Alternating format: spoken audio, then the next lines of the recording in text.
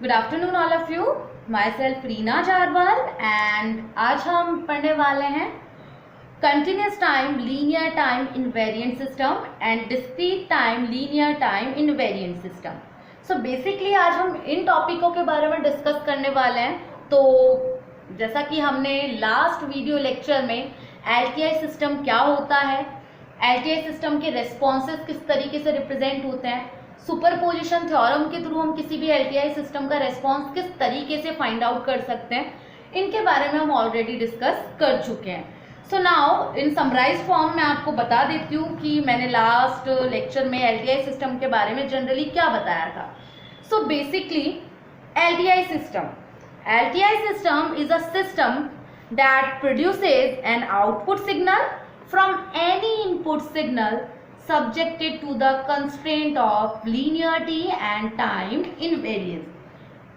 So basically the properties that is contributes in LTI systems are invertibility, linearity, time invariance, stability, etc. So we can say that the LTI system have memory, they can be inverted, they depend only on current or past event, and they have fully real input and output. So basically इनके बारे में हम last generally जो मैंने आज बताया है इसके बारे में हम ऑलरेडी डिस्कस कर चुके हैं। एंड इसके अलावा इनके रेस्पॉन्सेज किस तरीके से फाइंड आउट करना है वो भी हम लोगों ने लास्ट वीडियो लेक्चर में देख लिया था। आज का जो टॉपिक है वो है continuous time linear time invariant system. So continuous time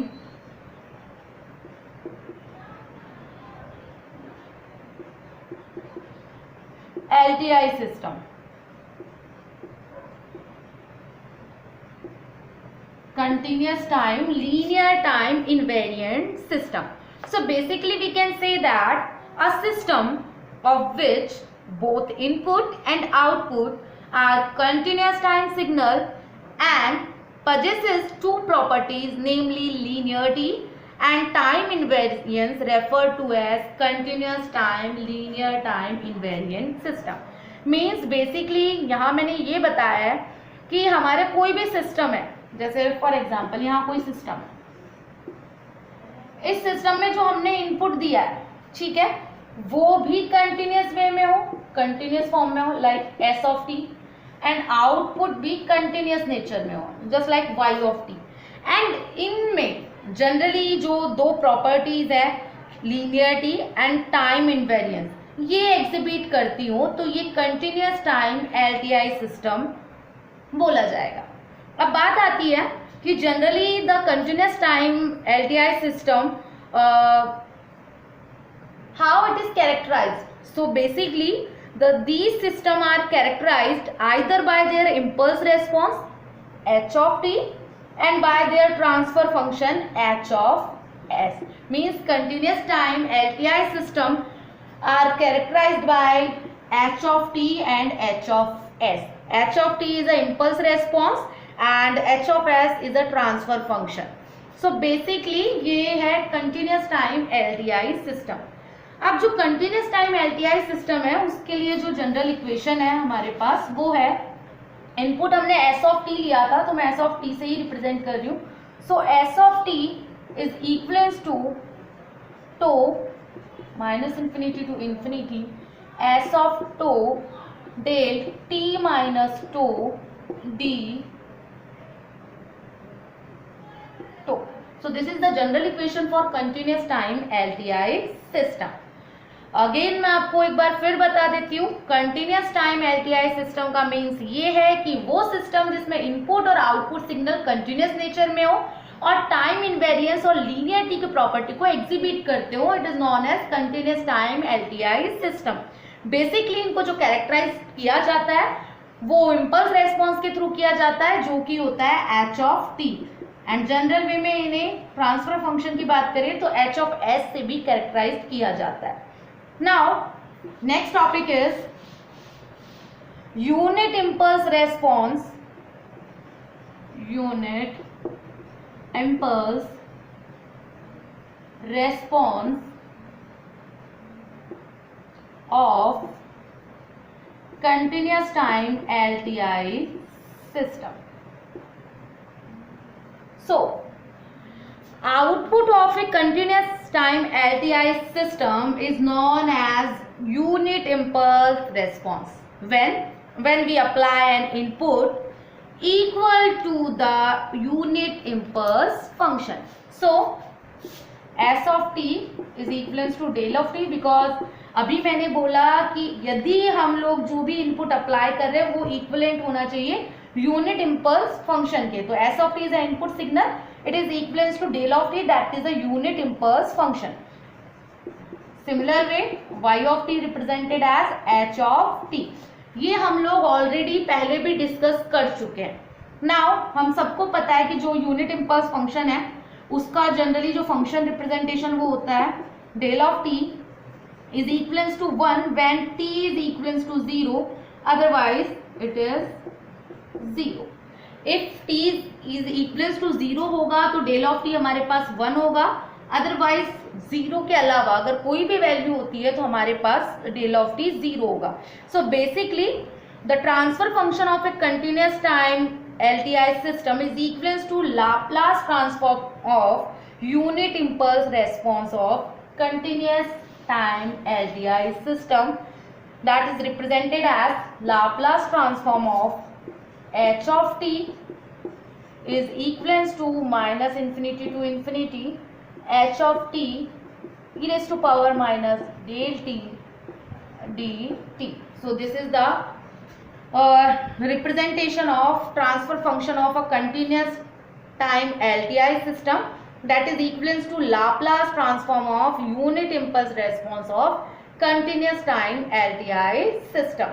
Now the next topic is convolution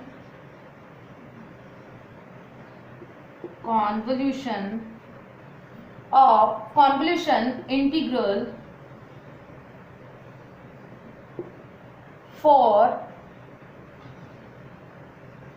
continuous time LTI system. Okay, so generally the convolution of two continuous variable function is known as continuous convolution. Means basically जब भी हम किसी दो continuous variable का convolution करेंगे, that is known as continuous convolution, and it is also known as convolution integral. So generally it is referred as a superposition integral, and it is used to compute the response of a continuous time LTI system with impulse response h of t and for any arbitrary input s of n. So basically the s of t is equals to tau is equals to minus infinity to infinity s of tau del t minus tau d tau. This is the first equation. Now here we can say that where del of t is represented as unit impulse function.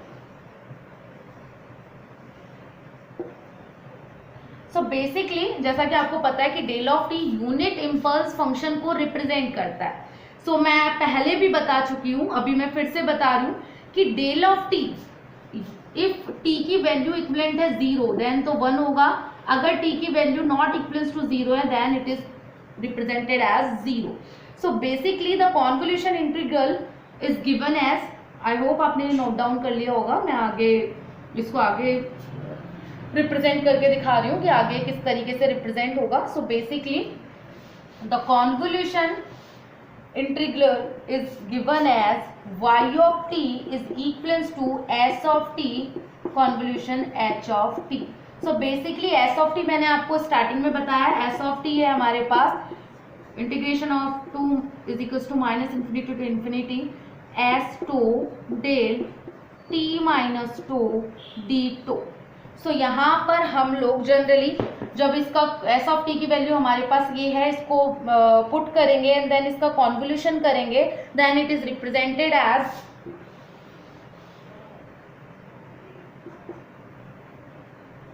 To is equals to minus infinity to infinity s tau h t minus tau d tau. So basically similarly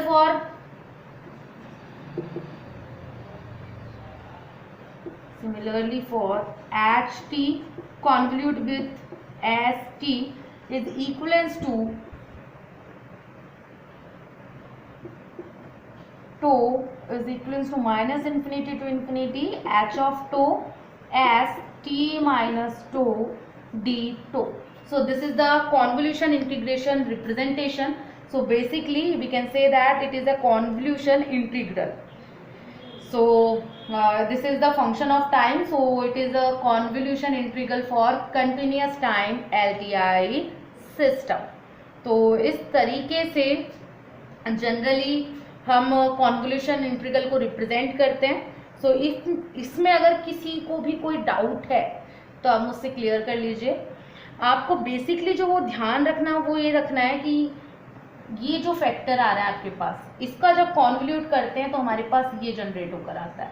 ठीक है, अब ये generate होकर आता है. Similar way में जब इसको कॉन्वल्यूट करते हैं तो ये जनरेट होकर आता है. तो जब भी हम कोई न्यूमेरिकल करेंगे तो न्यूमेरिकल में अगर वहाँ पर कॉन्वल्यूशन करवा रहा है वो किसी भी दो कंटिन्यूस टाइम फंक्शन का, तो आपको ये फॉर्मूला रिप्रेजेंट करना है, ये फॉर्मूला यूज़ करना है एंड इसके थ्रू आपको उस क्वेश्चन को सॉल्व करना है. तो क्वेश्चन सॉल्विंग का जो काम है वो हम नेक्स्ट क्लास में करेंगे. तब तक के लिए आप ये जनरल वे में जो मैंने आपको बताया है, continuous time, linear time invariant system and unit impulse response for continuous time LTI system and इसके अलावा convolution integral for continuous time LTI system, तो इसको आप जनरल वे में एक बार रीड आउट करना, एक बार सॉल्व करना. उसके बाद अगर किसी को भी कोई भी डाउट हो तो आप मुझसे ऑनलाइन लेक्चर के टाइम पर अपना डाउट क्लियर कर सकते हैं, वहाँ अपना डाउट पूछ सकते हैं. हम लोग आपको वहाँ पे सॉल्यूशन देंगे.